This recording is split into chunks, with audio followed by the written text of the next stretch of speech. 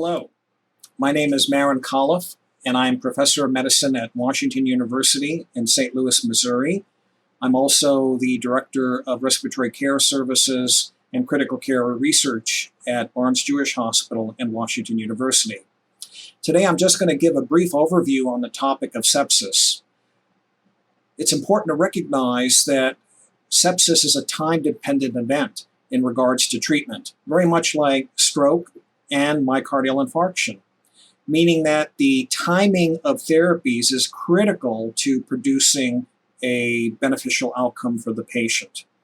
And so more and more, we're focusing on developing bundles and teams for the management of patients with septic shock in order to try to optimize those outcomes. I'll focus on 4 key elements today. And again, this will just be a brief overview: the importance of source control, appropriate antibiotic therapy, resuscitation, and preventing complications in patients with sepsis. This is an interesting study by Sawyer and colleagues looking at individuals who had intra-abdominal infection and sepsis, focusing on individuals that had adequate source control at the time of surgery, making the point that a 4-day course of antibiotic therapy was equivalent to a more traditional longer course of a median of 8 days. And in fact, what they found in the study was that there was no difference in outcome or survival between the two groups, despite a lower use of antibiotics in the group with adequate source control. So this is an important finding because it really makes the point that source control is key for controlling infections, not just intra-abdominal infections, but other infections. And it can help in terms of reducing the duration of antibiotic therapy, and that can help us in terms of avoiding the emergence of antibiotic resistance. This is another study that really illustrates the importance of timing, and this is a study by Seymour and colleagues in the New England Journal of Medicine in 2017, looking at a large cohort of patients and the relationship between the timing of a 3-hour sepsis bundle and its achievement to outcome. And what they found, which is very interesting, was that when you look at antibiotic use, there was a clear relationship between the delivery of antibiotics and outcome, meaning the earlier antibiotic therapy was started, the lower the mortality rate for the individual. And it also was true for the overall 3-hour bundle, meaning the earlier the 3-hour bundle was achieved, the better the outcomes were for the patients.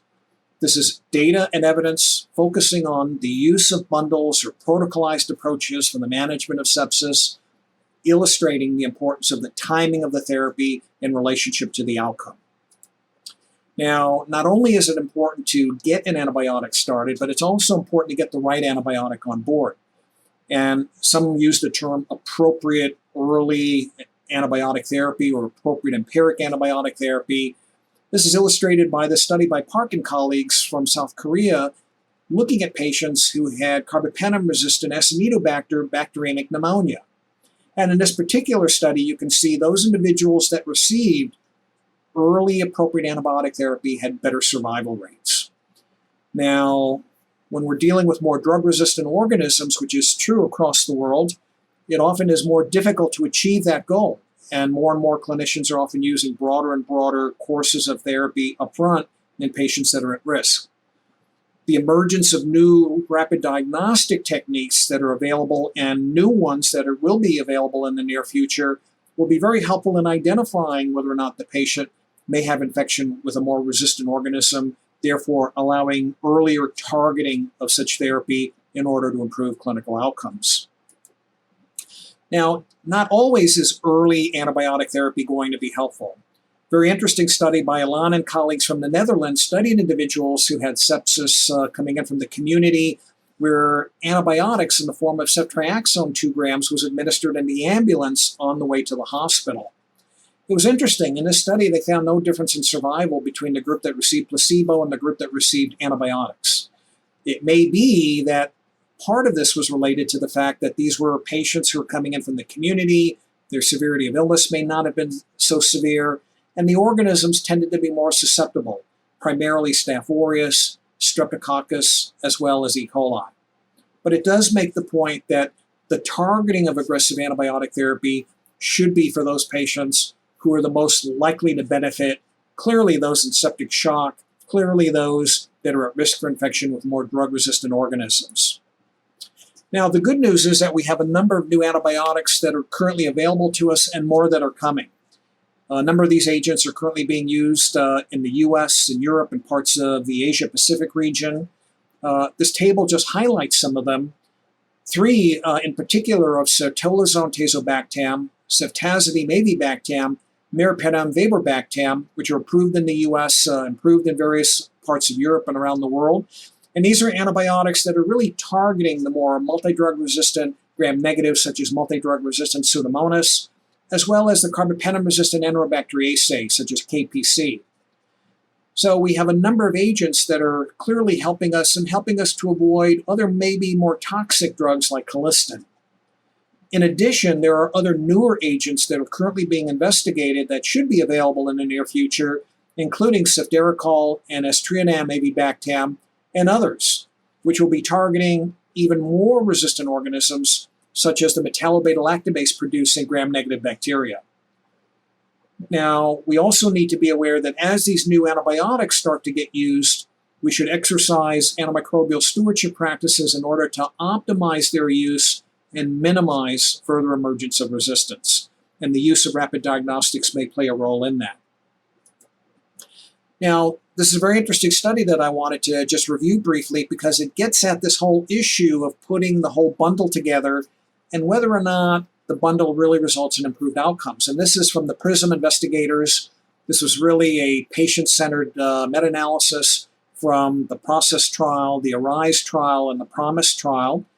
And what you see here, similar to those three trials, there was no difference in survival in the two groups, the patients who received the bundle versus those who had usual or standard care.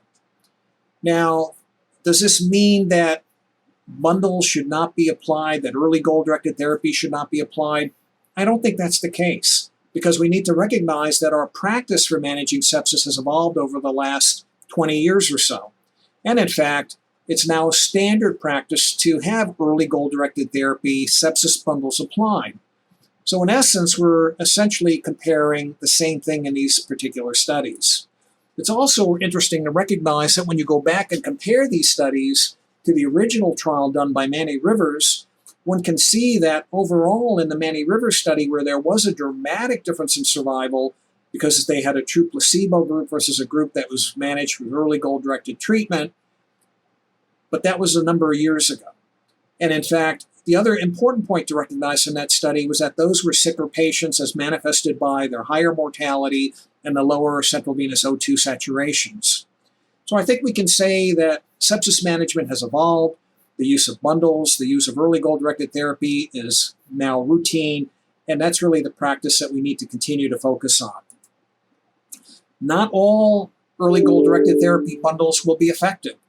This is an interesting study from Zambia where they applied a 6-hour sepsis bundle focusing on IV fluids, red blood cells, and vasopressors, and found that the patients treated with the bundle actually had worse outcomes and lower survival. It may be related to the fact that those individuals were getting more fluids, more blood, potentially developing more pulmonary edema, maybe more infections, and that may have contributed to their worse outcomes. So it also makes the point that one has to structure bundles and practices that are pertinent to the location. And so protocols and practices that are germane in Europe may not be germane in parts of Africa, and one just has to be aware of that. Interestingly, there have been several studies published recently focusing on adjunctive corticosteroids. The one study by the Australian group by Venkatash and colleagues, and one by Anand and colleagues from France. Both studies demonstrated that corticosteroids in septic shock resulted in more rapid resolution of the shock syndrome. But only the French study showed a difference in survival, with patients receiving corticosteroid therapy having an improved survival rate. There are some differences in the populations that were studied here. The Australian study, for example, looked at continuous infusions of hydrocortisone, 200 milligrams per day. The French study looked at hydrocortisone 50 milligrams IV every 6 hours, plus fludrocortisone. Nevertheless, the studies suggest that there may be some benefit in terms of the resolution of the shock syndrome, and for some patients, a survival benefit when corticosteroids are administered. Another interesting study was a study by Paul Marek and colleagues focusing on the use of vitamin C, hydrocortisone, and thiamine, a sepsis cocktail. And what they found in this study, which was a smaller trial and now is being replicated by several larger randomized controlled trials, they found that the SOFA scores for patients receiving this cocktail dramatically reduced compared to the placebo group, and that the observed mortality was lower than the predicted mortality. Now, if these results can be validated, they would be of quite a lot of interest, primarily because these are not very expensive therapies. And so they have the potential for being applied in many parts of the world and potentially being very cost effective. So we're eagerly awaiting those trials. In our own institution, we've also focused on trying to prevent complications in patients who develop sepsis and septic shock, many of whom require intubation and mechanical ventilation in the emergency department.